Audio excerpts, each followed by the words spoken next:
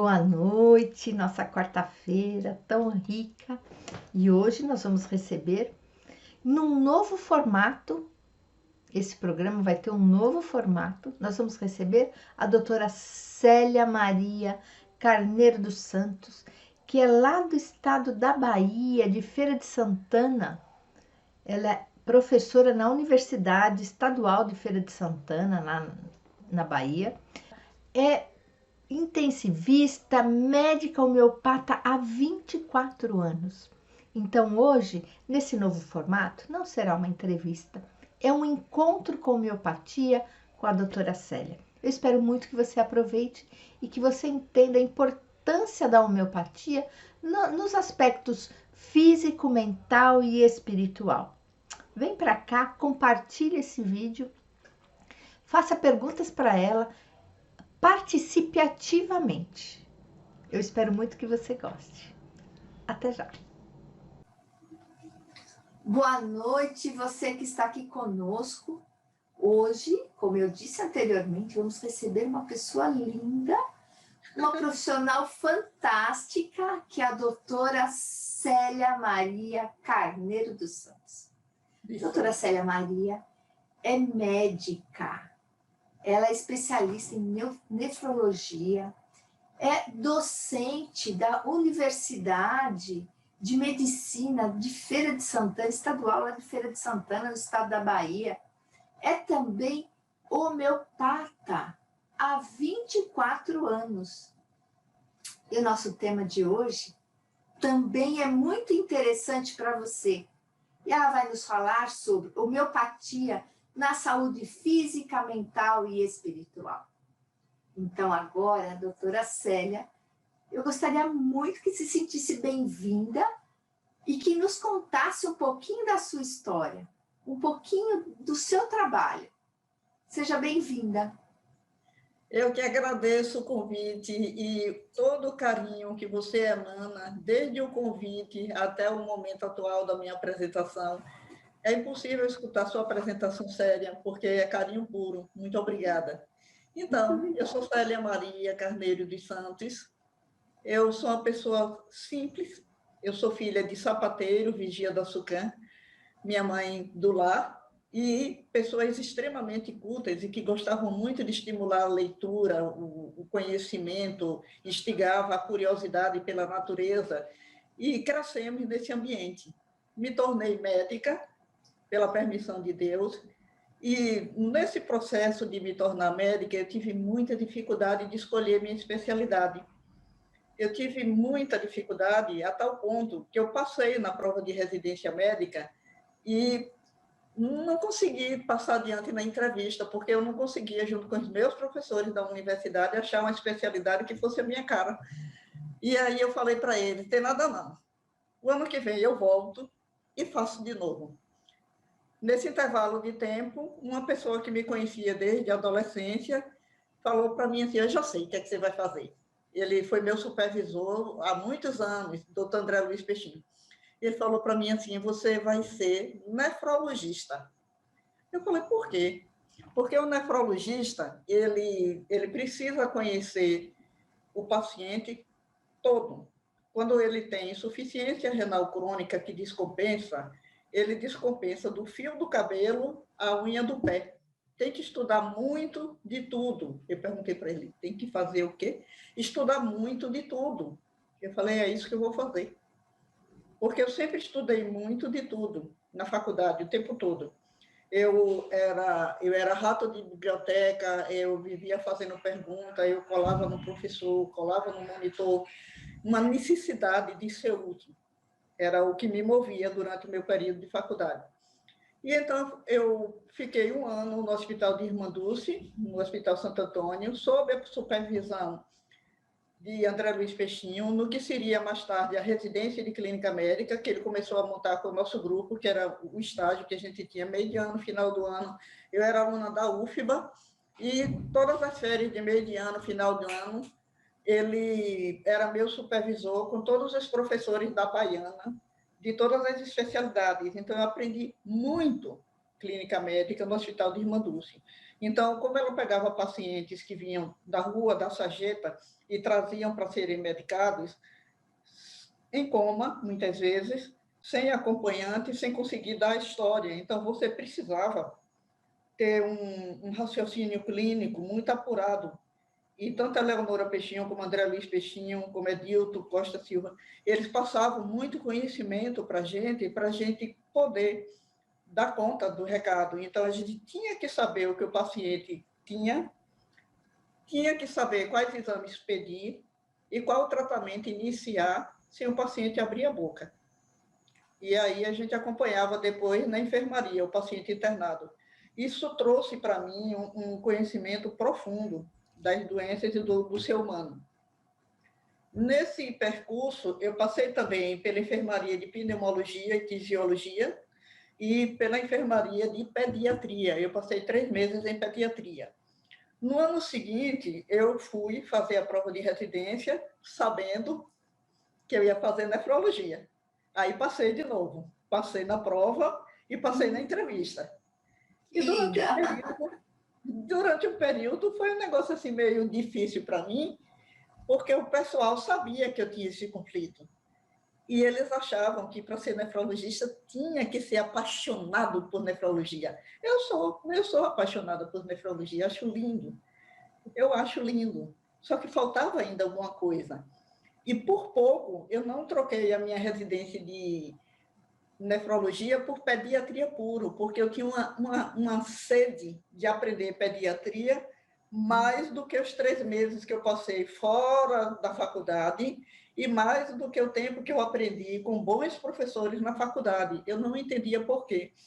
Então, o meu opcional da residência de nefrologia, eu fiz em pediatria puro. Eu soube que eu não era obrigada a fazer o opcional em transplante renal. Eu não era obrigada a fazer em diálise. Eu falei, eu posso fazer no que eu quiser? Pode. Eu falei, eu vou fazer em pediatria. Deu muito trabalho para o professor de nefrologia, o chefe, convencer o chefe da pediatria a permitir que eu fizesse o meu opcional, que foram os 3 meses do opcional, e os meus 3 meses dos 3 anos de residência. Eu não tive férias do 3º ano até o final do curso, porque eu ia para o Hospital de Irmã Dulce, meio de ano, final do ano, e não tive férias na residência de nefrologia, porque os 3 meses eu juntei com 3 meses do opcional, por sugestão do chefe da pediatria, que ele disse que 3 meses era muito pouco para aprender alguma coisa. O ideal seria se fizesse assim. E eu fiz. Então, eu passei no rodízio de crianças desnutridas, centro de hidratação e recuperação, vi muito menininho morrer por causa de verminose. Passei em berçário, e aí eu passei por berçário de prematuro, porque as pessoas com quem eu estudava em residentes estavam no berçário de prematuro, e eu pedi autorização para a professora para ficar nele. Se eu fosse ficar no berçário de crianças normais, eu ia ter que me virar sozinha. E quando o professor não está, você estuda com o colega. Então, os colegas com quem eu estudava o tempo todo estavam no outro. E eu estudava muito, porque eram crianças e eu tinha receio de fazer coisa errada para não comprometer a vida. Então, eu estudei muito nesse período. E aí, depois, eu passei mais 3 meses na enfermaria de pediatria do Hospital das Clínicas, que era o doutor Orlando Salles, neuropediatra, que era o coordenador da residência. No final da residência toda, ele mandou me chamar, porque ele precisava me dizer, pensativo, com lápis na mão, que eu tinha tirado uma nota do estágio que não tinha sido ele que tinha me dado, tinha sido a somatória dos 3 estágios que eu fiz. E a nota que eu tirei foi 10. Ai, que linda! Mas eu tinha estudado muito nesse período para compensar todo o conflito que foi da nefrologia com a pediatria. O meu conflito, fico com criança, eu fico com adulto. E nesse período que eu fiquei só com criança, foi importante perceber que eu senti falta de adultos, tanto quanto eu sentia falta de crianças, quando eu estava só com adultos. E a conclusão que eu cheguei, eu gosto de gente, desde O ser pequenininho, humano. gosto de gente, até velhinho, bem velhinho, eu gosto de gente. Então, terminei a residência de nefrologia, pedi mais um ano de nefrologia, para compensar os 6 meses que eu fiquei fora. Foi o ano que eu mais aprendi nefrologia, porque teve uma dinâmica diferente de estudo de caso, de apresentação de seminário, aprendi muito. Então, eu terminei esse outro ano, fiquei 5 anos ao todo na pós-graduação, um de clínica médica em Dulce, 3 um de clínica médica, 2 de nefrologia, mais um de nefrologia, oficial pelo hospital, concorrendo com os alunos que terminaram de formar. E então eu vim para a Feira de Santana, que o chefe da nefrologia falou: Célia, perguntei para todo mundo, ninguém quer. Estão precisando de um nefrologista em Feira de Santana. Você quer? Eu falei: quero.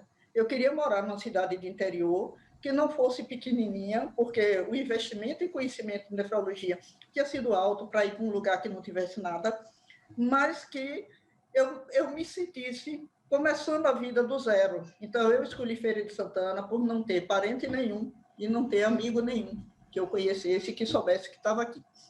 Vim, aluguei o apartamento e fiquei, no início, vindo e voltando. Depois, eu vim de Malicuia no dia 1º de abril de 1988. Fiquei aqui na cidade e depois, em 1990, eu fiz o concurso da universidade a pedido do meu chefe da nefrologia. Célia, ele era professor da universidade. É a sua cara. Ô, professor, vou não. É a sua cara. Aí eu fiz, o primeiro fiz e não passei, e depois eu descobri por quê. O primeiro eu fiz para anatomia, porque eu era apaixonada por anatomia. Eu fui monitora de parasitologia e fiz a prova e exerci, e fiz a prova de anatomia e não passei. Foi aí que meu professor falou assim para mim, meu professor de anatomia: Célia, o que você vai aprender mais aqui? Ele tinha mandado eu escolher o osso para fazer a prova oral com ele, porque disse que podia ser qualquer um. Aí ele fez: vai para um hospital de Irmandulce desse da vida aprender clínica médica. Eu me lembrei de André Luiz Peixinho, pedi e fui aceita. Aí fui. Eu sabia que tinha um estágio do pessoal. E aí eu fiquei fazendo todo o processo de aprendizado ao longo do tempo. E aqui, essa história do ensino, quando eu era estudante de medicina, o pessoal sempre achava que eu estava preparando meu currículo para ser docente. Eu falei: não, eu faço tudo isso porque eu quero aprender mais para ser útil. Tudo que eu posso aprender para ser útil, eu faço. Curso de eletrocardiograma, fiz 2. Então, várias coisas assim, que quem faz é quem vai fazer cardiologia, quem faz é quem vai fazer outras coisas. Eu fazia, surgiu a oportunidade, eu fazia, se era permitido. E então, eu fiz a prova e na segunda eu passei. A segunda era para histologia. Histologia, você tem que estudar células e tecidos. E eu me divertia, porque eu dava aula para o pessoal de odonto, para os alunos de odontologia, assim que entrava na universidade. E muitos deles, na verdade, queriam passar para medicina, e eu estimulava a fazer vestibular de novo. Um deles, ele passou na UFBA para medicina, e era um dos excelentes alunos que eu tinha, e eu dei de presente para ele meus livros de anatomia que eu amava, porque eu não ia utilizar mais, e eu fiz o colega dele levar na casa dele, porque ele não tinha carro, porque eram 5 volumes do Textile Letargé, que era um livro traduzido para o espanhol, porque o original era em francês, e eu dei de presente para ele. E fiquei muito feliz, porque ele já estava passado na UFBA, e mesmo assim ele continuou assistindo minhas aulas, e continuou fazendo prova, e continuou tirando 10. Então, foi uma coisa assim, uma experiência gratificante. É maravilhoso isso, né?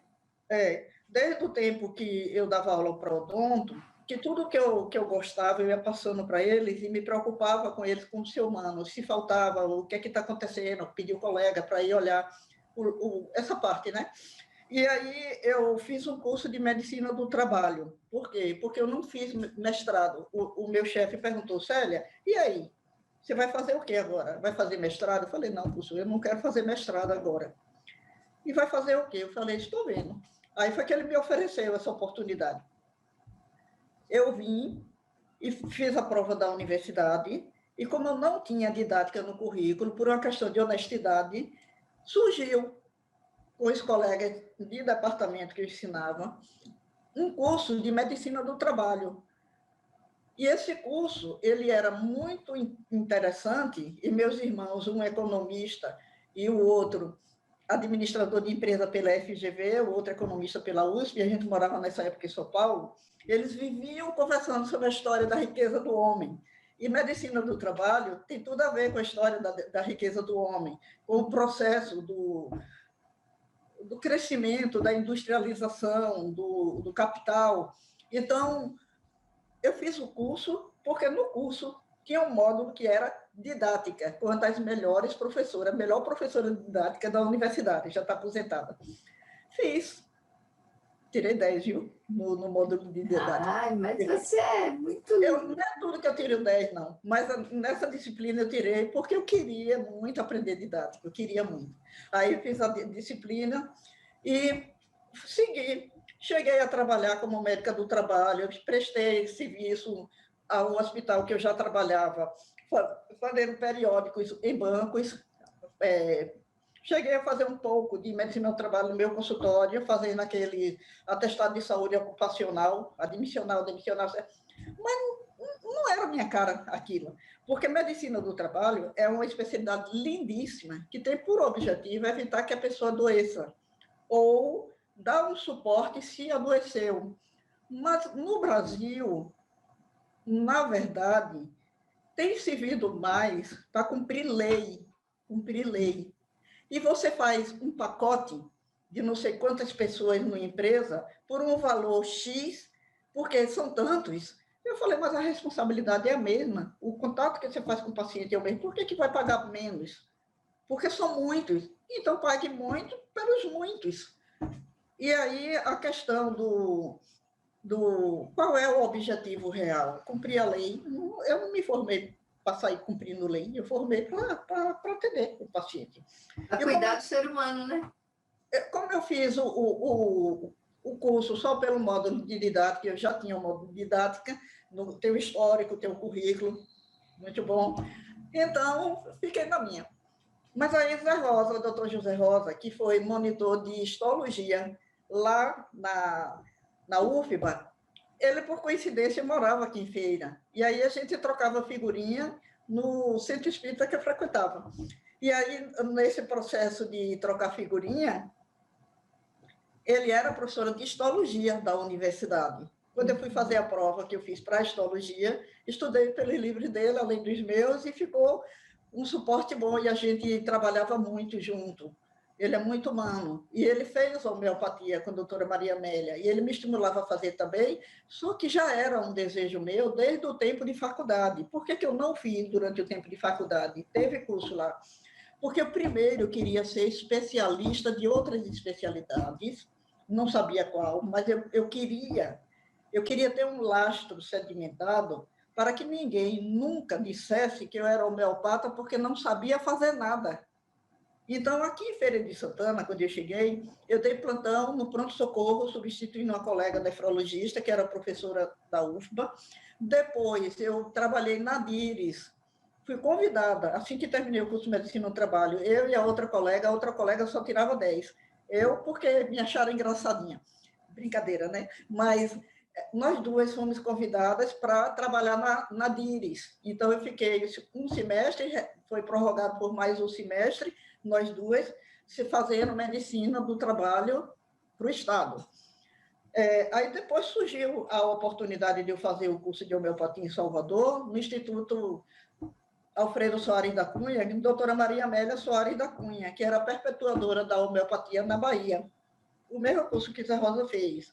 E esse curso, ele é atrelado ao Instituto Hahnemanniano. Todo ano, um professor do Instituto Hahnemanniano vinha fazer prova oral com os alunos. E o curso era cumulativo. Você passava do primeiro para o segundo ano, fazia prova oral com a doutora Maria Amélia, fazia prova oral com o professor do Rio. No segundo ano, você estudava tudo do primeiro, mais do segundo ano, fazia prova oral com a doutora Maria Amélia e prova oral com o professor do Rio. No terceiro ano, você estudava tudo dos 3 anos e fazia o TCC, além da prova. E o TCC eu fiz sobre a homeopatia nas doenças renais. Eu peguei esse livro, que são 2 volumes, esse livro aqui, Retratos dos Medicamentos Homeopáticos. Aí eu estudava qual era a cara do medicamento e o que é que ele fazia nos rins. O outro medicamento, qual era a cara do medicamento, o perfil geral e o que é que ele fazia nos rins. E assim eu fiz minha monografia, o meu TCC. A doutora Maria Amélia gostou muito. Graças a Deus, né? Ele gostou também. Só que ela me deu 10, ele me deu 9. Por que você dá 9? Mas por quê? Por quê? Por quê? Mas tudo bem. São coisas que eu entendi. Hoje, como professora, eu entendi a questão dela ter me dado 10 e ele ter me dado 9, e está certo, está tudo certo também. Então, eu fiz o curso de homeopatia. No curso, quando os alunos estavam terminando, a doutora Maria Amélia pegava os alunos mais adiantados e colocava para dar aula para os alunos que estavam entrando. E eu dei aula durante 2 anos no curso de homeopatia. 1 ano ainda como estudante e ainda 1 ano depois que eu já tinha terminado o curso. Eu estava grávida da minha filha, de 8 meses, e viajava para Salvador de ônibus para fazer ambulatório com a doutora Maria Amélia. Um dia eu perguntei para ela, doutora Maria Amélia, eu percebi que a senhora passa, às vezes, determinadas coisas que não é comum eu estar vendo a senhora passar. A senhora ensina como sentir o paciente. Ela virou para mim, ela tinha uma intenção de me fazer perceber o paciente na essência. Então, tinha tudo a ver com o porquê que eu queria fazer homeopatia. Era perceber o que é que tem por trás. Tanto é que eu tenho dificuldade de fazer a homeopatia no sentido muito técnico de repertorização, esses sintomas, esse remédio, esses sintomas, assim, como existe um processo de fazer esse levantamento. Pretendo aprender muito bem, porque é necessário também. Mas, durante muito tempo, eu tinha, porque eu sou muito intuitiva na coisa, mas intuição à parte, o que é que a gente tem? A gente tem que entender, e eu posso começar a falar sobre Hahnemann, porque Hahnemann, ele tinha um conhecimento muito vasto. Ele era matemático, biólogo, botânico, ele sabia patologia em profundidade, alquimista, ele sabia fazer muita coisa. E aí ele criou essa história de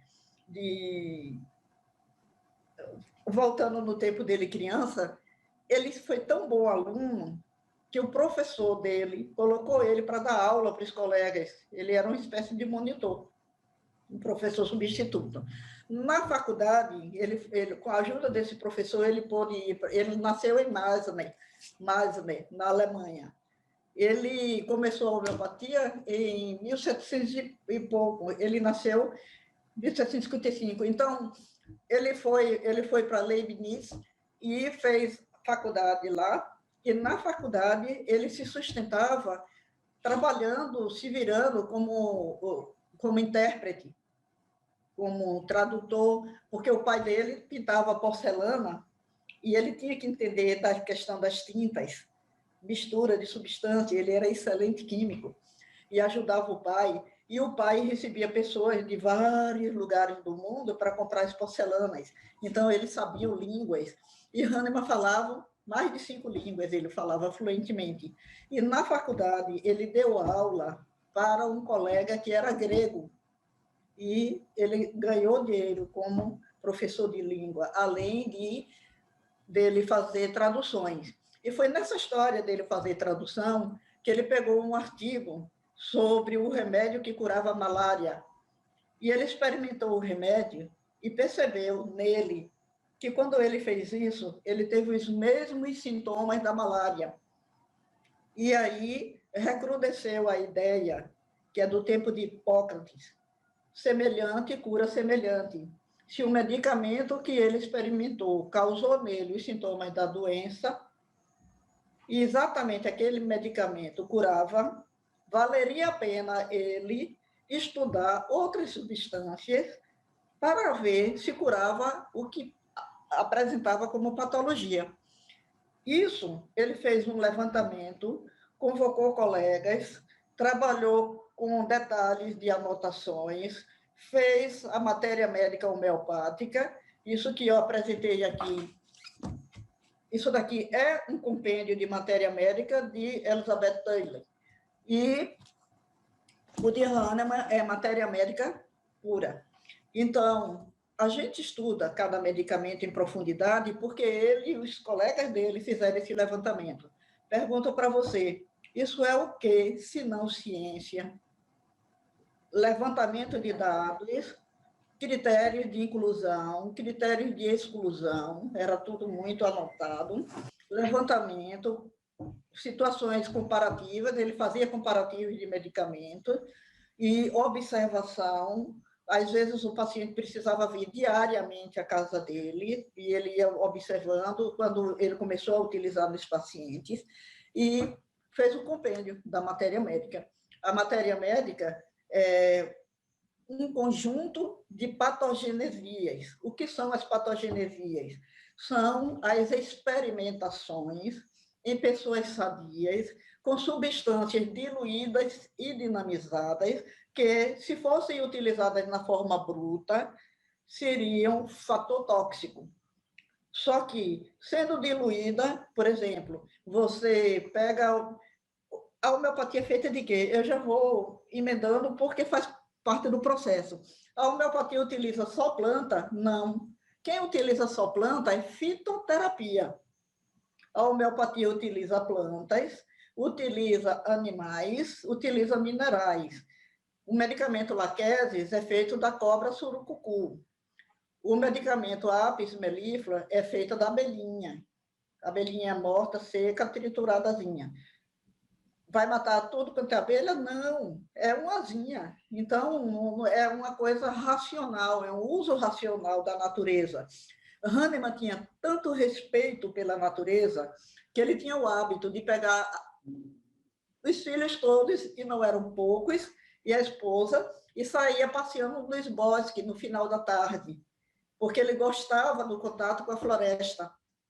Era um hábito que ele tinha, ele fazia caminhadas com a família toda, e todo mundo. Nossos pais na infância faziam um pouco isso com a gente no final da tarde para ver a lua no escoqueiro da cidade de Serrinha, na frente do ginásio, que hoje é a Praça Morena Bela. Então, esse respeito pela natureza não é o que as pessoas falam, e aí vai depredar tudo, muito pelo contrário. Ele ensinava a ter respeito, ele ensinava a ter bons hábitos, ele ensinava as pessoas a se alimentar com equilíbrio, ensinava que a água era importante para o corpo humano, e como bom químico que ele era, botânico, e ele era excelente médico, e a característica principal dele como médico, alopata, como todo médico é formado, era um empenho que ele tinha com os pacientes na cabeceira da cama, nos hospitais. Ele tinha um trato com esses pacientes que era uma maneira mais humana. E muitas vezes as pessoas falavam, esse aqui vai morrer. Ou no ambulatório dele, ele já formado, os principais médicos da época desenganavam o paciente. E aí ele começava a usar a homeopatia no paciente, porque o paciente procurava ele como último recurso. E sarava. Ou então tinha uma melhora significativa. Se fosse uma doença incurável, eles tinham uma qualidade de vida extremamente diferente do que o que teria se não tratasse pela homeopatia. Isso, de certa forma, me incomodou, porque um catedrático diz para um paciente, você tem tanto tempo de vida e a pessoa não morre, você tem uma evolução que vai ser assim, assim, e a evolução passa a ser outra. Muitas pessoas perseguiram Hahnemann. Por conta disso, formado, com família, com filhos, ele precisou mudar de cidade. Isso está aqui nesse livro. Hahnemann, muito além da genialidade. Esse livro é mostrando o contexto de vida dele. Além dessa situação pessoal, ele viveu na Alemanha tempo de guerra.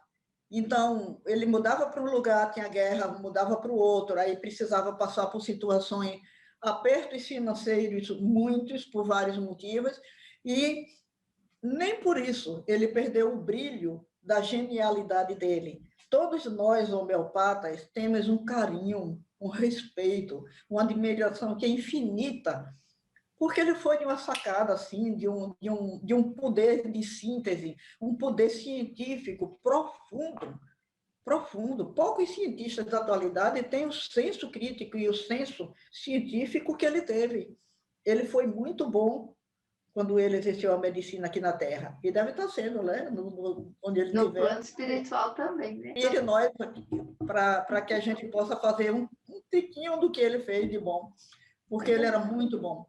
Então, Hahnemann, ele divulgou a homeopatia porque os próprios colegas, usando a homeopatia, melhoravam, os que fizeram os experimentos viraram professor, e teve paciente dele, teve colegas dele que foram para os Estados Unidos, Hering, e esse Hering, ele fez uma coisa que foi muito interessante. Ele percebeu que quando o paciente melhorava, o pessoal fala, puxa, a homeopatia é lenta? Respondendo que todo mundo pergunta, a homeopatia é lenta? Como que a gente vai dizer que a homeopatia é lenta se quando o paciente chega para a homeopatia, já passou por 30 mil médicos e vem buscar um pulo do gato para ficar bom na mágica, e se não ficar bom, a homeopatia não funciona? Não é assim, não é assim. Então, os pacientes, ele tem uma história de vida, que a homeopatia, ela faz uma anamnese que é bem detalhada, muito detalhada. Faz a anamnese comum e mais um pouco, porque pergunta o que você gosta de comer, o que você tem repulsa, qual é a maneira que você dorme, se você tem insônia, vai perguntar se é no início da noite, ou é porque acorda de madrugada, ou é porque acorda de manhã cedo e não dorme mais, qual é o tipo de pensamento que fica na sua mente quando você tem dificuldade de dormir, qual é o tipo de sonho que você tem, sonho. Muitos medicamentos, nós chegamos a ele por causa do conteúdo do sonho. Então, o que é que está por trás, do que está por trás, do que está por trás, lá atrás, a homeopatia trata lá atrás e sai arrumando o restante todo. É o que a gente chama de arrumar a energia vital. Todo mundo tem um eixo, saúde e doença, que regula o organismo. Muitas vezes a gente fala para a pessoa, fulano hoje está desarrumado, está desorganizado, não está bem. O eixo dele não está bem. E aí, o porquê que ele não está bem, em que circunstância, a partir de quê, desde quando, onde, vai determinar qual é o medicamento que ele vai usar. Por isso que a ansiedade, essa sensação de desconforto, de inadequação, não é o mesmo remédio para todo mundo. Sim. Porque vai depender do contexto, da história de vida de cada um. Às vezes a pessoa pensa que é má vontade, mas não é. Como é que você vira para mim e fala assim, Célia, me dê um remedinho para eu dormir? Eu falei, aí é uma consulta inteira. A pessoa pensa que é porque a gente quer forçar a pessoa a fazer uma consulta. Pode fazer com um colega, pode fazer em outra cidade, pode fazer em outro lugar, mas o objetivo é busque melhor o que lhe incomoda, se conheça profundamente e coloque isso na bandeja e mostre isso para o seu médico. Ele vai poder, em cima disso, fazer uma superposição. Quanto mais superponível é o que você sente, o que você diz, o que a gente examina, o que a gente lê dos exames, com o que o remédio faz, maior a chance de cura. E é assim que funciona. Então, Célia, eu quero te fazer uma pergunta. Faça. Posso eu queria fazer? só fechar a questão de Hering. Pode fechar. Hering observou que nessa linha de pensamento, os pacientes eles melhoravam das doenças de trás para frente, do alto para baixo, da cabeça para o estreito, do antigo para o novo, de dentro para fora. Então, são as leis de Hering. E Hering era homeopata residente dos Estados Unidos. Pode falar. É um assunto tão complexo, né? Eu estou assim, encantada com a história, com o seu movimento dentro desse trabalho, né? Que condiz com muito o que eu acredito, que não dá para você medicar alguém se você não conhecer esse alguém, né? É isso. Mas eu queria que você contasse um pouquinho para nós, porque assim, nós temos um público muito diversificado. O que é a homeopatia em si? Uma boa pergunta. O que é homeopatia? Eu falei que a homeopatia não é fitoterapia, porque É. fitoterapia é focada em plantas. E homeopatia é o quê? Se a homeopatia usa planta, usa mineral, usa vegetal, qual é o segredo de ser homeopatia? É o fato de usar substâncias, se for mineral e animais, triturada, e depois de triturada, transformada em substância diluída, rediluída, rediluída, rediluída, e para cada vez que redilui, faz, sacode, abala-os. Isso muda a configuração físico-química da substância. E quanto mais você dilui e dinamiza, o nome que a gente dá é dinamização, quanto mais dilui e dinamiza, mais age no psíquico e no emocional. Quanto mais próximo da matéria bruta, mais próximo do físico. Ai, Então, conta bastante isso pra gente, que isso é muito interessante. então, é aí que vem aquela história das letrinhas que vem depois do número. É. 6TH, 6CH, 6DH é a dinamização que você pega 1 ml e dilui para 10. Depois, de novo, pega 1 ml, aí é a primeira decimal. Pega 1 ml dessa diluição e dilui para 10 de novo. É a segunda decimal, 2DH. Aí, quando você pega a substância, vamos supor, vou dar o exemplo do sumo da planta, que fica mais fácil de visualizar.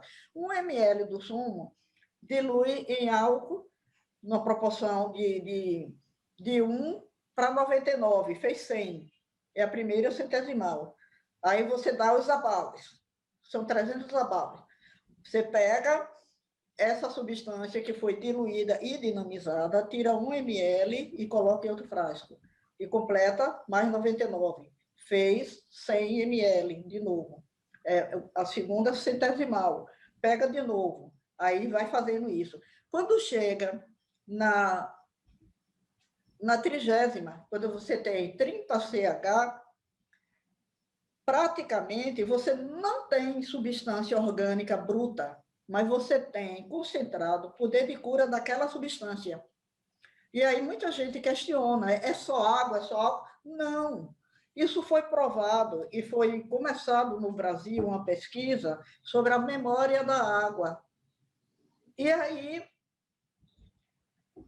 eu não sei qual o motivo e não vou entrar em detalhes, mas a pessoa que fazia essa pesquisa, ele foi prejudicado, de certa forma, para não levar adiante essa pesquisa.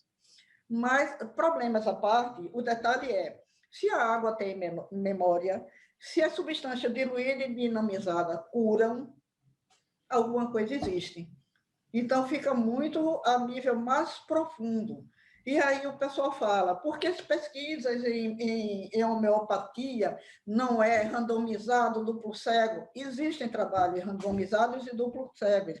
Existe o dossiê da homeopatia, que é uma revista só de trabalhos científicos provando o efeito da homeopatia, que foi publicada pela Associação Paulista de Homeopatia, em parceria com o Conselho Estadual de Medicina de São Paulo. O conselho, seria, aqui não tem o CREMEB? Lá é o Sim. CREMESP. CREMESP, é o Conselho Federal de Medicina Regional São Paulo. Então, essa revista ela tem diversos artigos. Eu gostaria de poder escrever cientificamente. Uma das coisas que me travou para fazer isso é eu ficando calada e ajudando um monte de gente, eu vou ser mais útil do que escrever num papel e mostrando para a academia. Porque o que a gente percebe é que nem sempre quem está escrevendo o papel está na prática, no dia a dia. Eu escolhi para mim ficar na prática. Então, tudo que eu convenço sobre a homeopatia é pela prática. Então, dentro da universidade, eu entrei como professora de histologia para os alunos de odonto. Quando resolveram montar o curso de medicina, me convidaram como homeopata, porque, como nefrologista, já tinha o doutor César, que era do colegiado que estava implantando o curso. Você se incomoda? Eu falei, é uma honra para mim participar como homeopata. Então, no início, o coordenador do colegiado respeitava muito, mas a coordenadora de área questionava muito, os colegas não entendiam muito. E o que é que eu fazia? Eu dava aula de habilidades clínicas e atitudes, e dava aula de prática de integração, ensino, serviço e comunidade. O nome já combina, né? Então, tudo que eu conversava com os alunos, do ponto de vista de relação médico-paciente e caso clínico, eu comentava como qualquer professor comentaria, como qualquer médico ensinaria. E depois eu virava para ele e dizia, bem simples, se eu fosse utilizar um medicamento homeopático, neste caso, eu utilizaria medicamento tal, por isso, por isso, por isso, por isso. E a evolução seria essa, por isso, por isso, por isso, por isso. E calava. Desde a primeira turma, do primeiro ano do curso, em 2003, todos os meus alunos de medicina sabem que a homeopatia é especialidade médica reconhecida pelo Conselho Federal de Medicina desde 1980. É especialidade médica. E aí eu dava plantão em UTI. Eu dei plantão em UTI quase 20 anos, aqui em Feira de Santana. Eu dei plantão na UTI do EMEC, dei plantão na UTI da São Mateus, dei plantão na UTI da Unimed, 11 anos na São Mateus, 5 anos no EMEC, mais de 10 na Unimed. Eu dei plantão no que seria o protótipo da primeira UTI do Clériston Andrade, hoje tem inúmeras UTIs, então estava começando.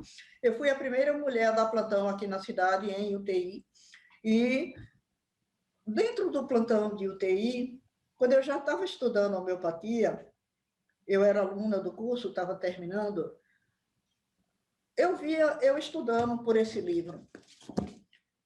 Eu via determinados pacientes que apresentavam o que a gente chama de sintomas chaves em homeopatia. Esse livro é só de sintomas chaves em homeopatia. Esse aqui é Henry Allen, a gente chama de Allen. Então, é a cara do remédio. Então, se o paciente era a cara do remédio, se usasse, seria bom. Aí, um dia no plantão, um paciente cardíaco bem grave, daquele que você fica só esperando a hora. Ele tinha muita falta de ar quando ele deitava. Quando ele sentava, ele melhorava e estava com dificuldade de urinar. E ele, com dificuldade de urinar, fazia os líquidos do organismo sobrecarregar o coração e os pulmões.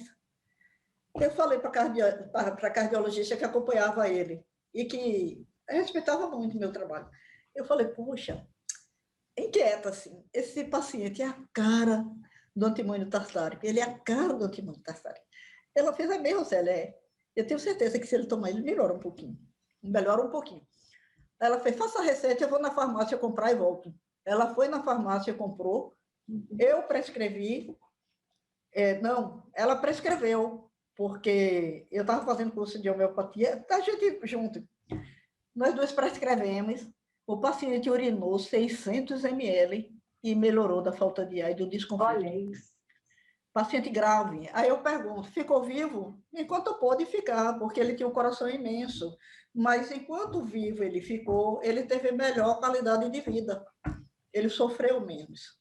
Entendeu? E às vezes Sim. Eu pego um paciente que está com a função renal assim alterada e pego o resultado na revisão. Puxa, que pena. Que é, doutora? O seu exame, o normal seria de 90, o clearance de creatina seria de 90, aí está de 60, quase na metade. Que pena.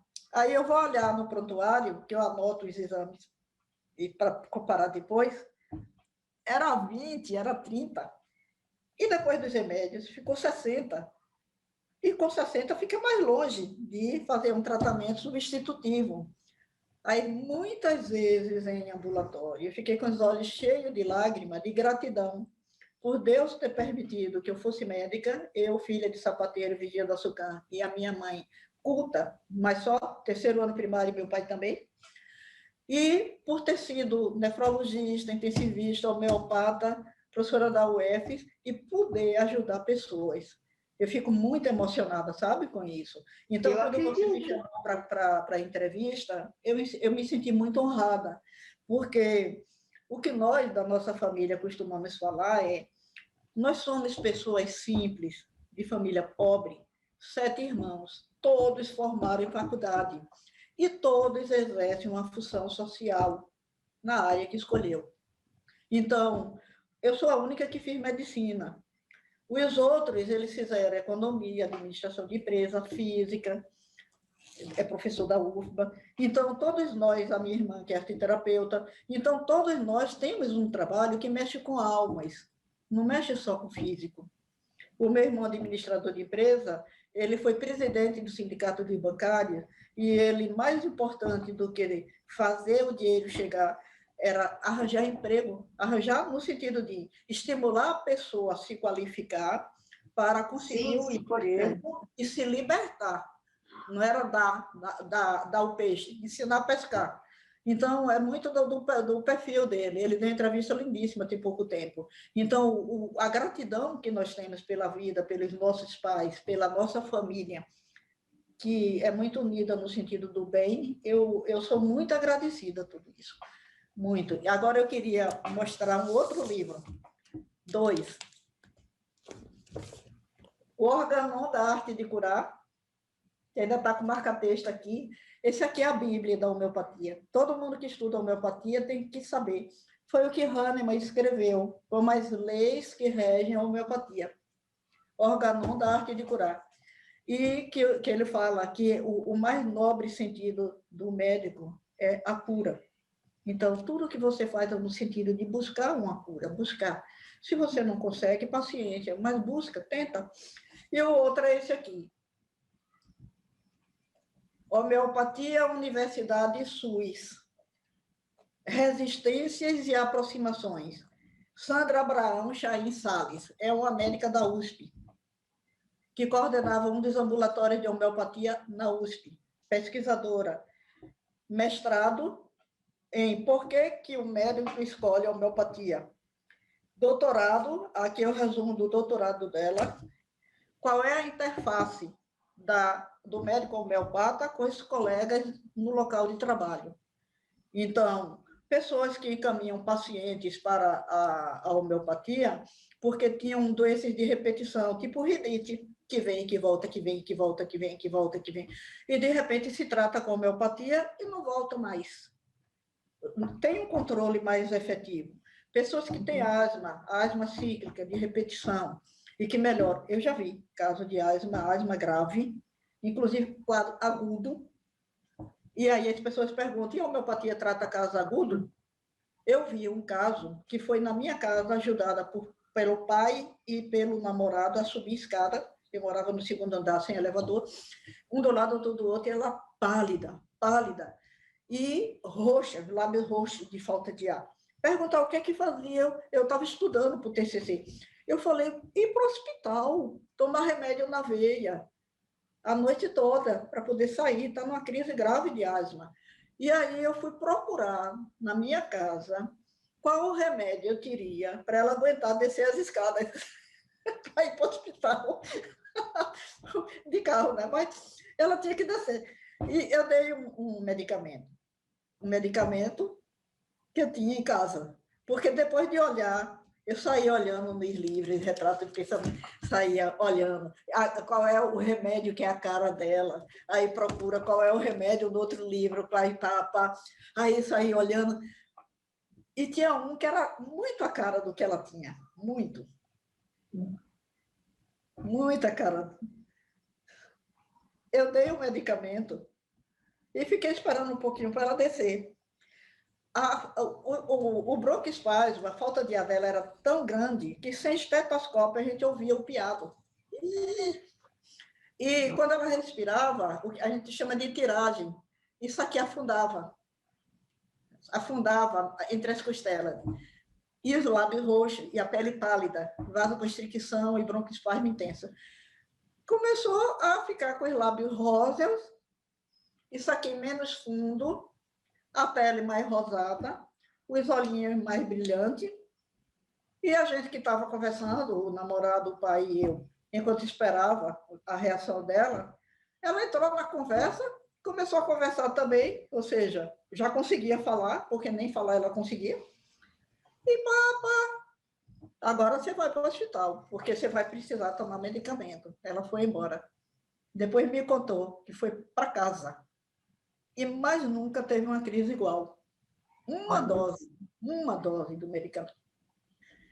Eu, sinceramente, eu não esperava.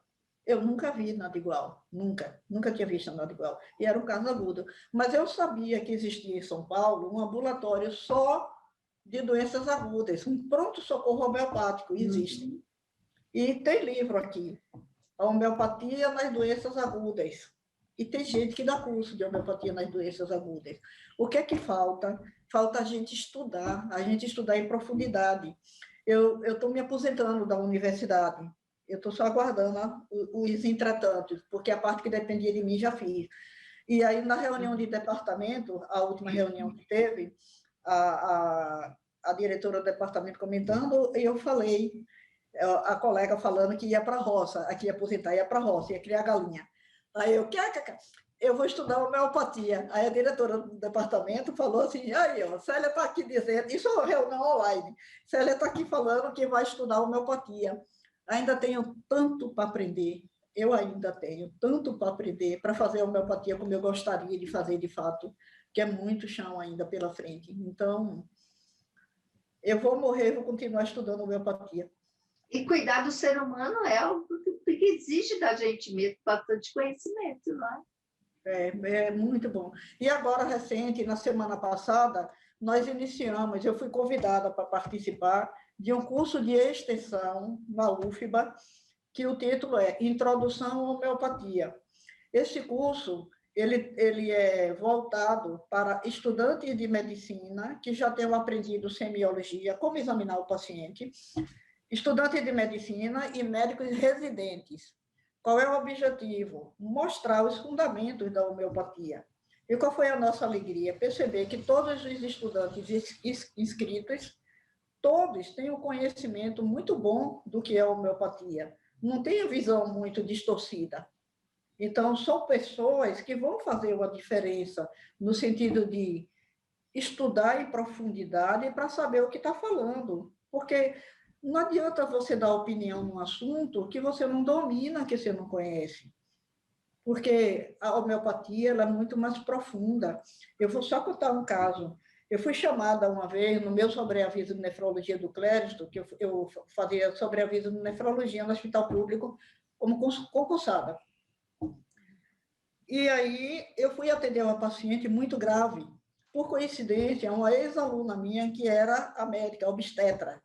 A paciente já tinha 2 filhos, que eram pequenos em casa. Na terceira gestação, ela com 27 anos, teve descolamento prematuro de placenta, um sangramento gravíssimo, atonia uterina, ou seja, o útero não contraía de volta, mesmo depois do parto, e ela estava, que a gente chama de ensanguentada, sem sangue, e a pressão lá embaixo.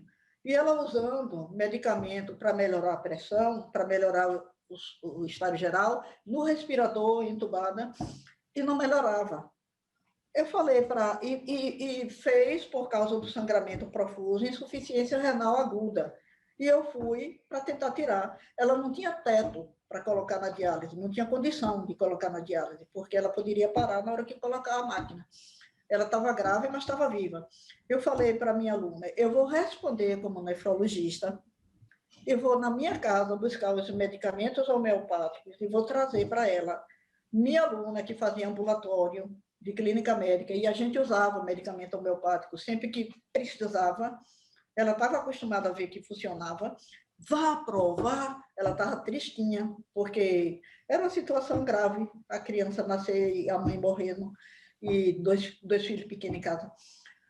Fui em casa, peguei 3 medicamentos, porque ela tinha feito cirurgia, porque ela estava numa situação de estresse. A irmã conversou comigo um pouco, e porque ela estava com a sensação de morte iminente. E aí eu pinguei na boca, diretamente na boca. E escrevi, depois da consulta de homeopatia, de nefrologia, eu escrevi a data, a hora e botei homeopatia, independente. Os 3 remédios, como é que tomava, a prescrição. E expliquei. No centro cirúrgico, todo mundo em pânico, porque ela estava esperando vaga na UTI e não tinha. Então, todo mundo queria muito que ela ficasse bem. E aí eu fui conversar com ela, porque na UTI eu sempre conversei com o paciente, mesmo em coma, conversar com ela o que é que eu ia fazer e por quê. Eu falei para ela, eu sei que você está querendo ir para um lugar cheio de anjos, mas aqui na Terra tem vários anjos sem asa orando por você. Quando eu virei para trás para mostrar simbolicamente para ela, as 3 pessoas que estavam no centro cirúrgico na hora que eu cheguei, tinham uma semilua, um semicírculo de todos os funcionários que estavam dentro do centro cirúrgico naquela hora, os funcionários médicos e a minha aluna. Todo mundo emocionado, olhando, eu explicando para ela o processo que eu estava fazendo. E expliquei para a funcionária que ia ficar responsável por ela enquanto achava vaga. Nesse mesmo dia, eu fiquei, era meu sobreaviso, esperando uma paciente grave, que era uma gestante prematura, prematura não, ela era adulto jovem, adolescente, que tinha tido um filho, não tinha muito tempo e estava grávida de gêmeos. E a minha aluna ia fazer o parto dela. Aí fiquei esperando ela chegar de Serrinha para fazer o encaminhamento. Surgiu a vaga na UTI. A minha aluna, minha ex-aluna, minha colega, me avisou e foi, tu vai por essa porta que eu vou por essa aqui com a paciente. Eu saí pelo corredor, ela saiu pela sala com a paciente e foi para a UTI. Lá na UTI, quando pulsionaram para colher o exame de sangue, ela sentiu dor, ela não estava reagindo a nada, sentiu dor. E no transcurso da noite fez uma crise convulsiva, ou seja, o cérebro estava vivo. Ela estava uma paciente complexa, usando dose altíssima. E normalmente a gente usa 60, 80 microgotas, ela estava usando 200 microgotas e não estava melhorando, para melhorar a pressão. E aí eu expliquei ao pessoal o que é que ele tinha feito, como é que era para fazer o medicamento. Acabou, fui para casa e no outro dia liguei para saber se ela estava viva. O pessoal falou, tá, o doutor está passando o catéter para fazer a diálise. Eu falei, como que está passando o catéter? Ela não tem teto, ela estava com a pressão muito baixa. Normalizou já a pressão. Ele está passando o catéter para fazer a diálise. Eu falei, então eu vou aí, fora do meu horário de plantão, fora do meu sobreaviso, mas como homeopata. Eu vou aí, então, que é para dar orientação. Aí eu fui. Ela me reconheceu quando ouviu minha voz. E fez cara de insatisfação. Ela franziu a testa. E eu percebi que ela não queria ter vivido. Eu fiquei sem graça, porque tinha outras 2 alunas internas, uma do lado do outro, cuidando dela com o maior carinho, limpando. Eu falei para ela, me perdoe, eu não tenho culpa. Eu não tenho esse poder todo que você pensa que eu tenho, de lhe trazer de volta. Eu não. A homeopatia, talvez, e Deus, sim. Deus é quem permite. Eu peço perdão por ter lhe ajudado a vir. Aí ela não queria viver. Ela não queria. Olha que coisa. E um dos remédios que eu tinha dado para ela é para pessoas que passam por questões emocionais intensas, que a gente chama de engolir sapo. Eu percebi que ela tinha uma questão que travou ela e ela não queria voltar para casa. Então, nesse processo, eu falei para ele, eu quis lhe ajudar. Mas aí e com certeza ajudou, né? Com ela certeza. chegou a abrir os olhos, eu não vi, mas o pessoal falou que ela chegou a abrir os olhos. Mas muitas vezes você vê uma lágrima rolar no canto do olho, no paciente que já era para ter ido. Então, você vê isso.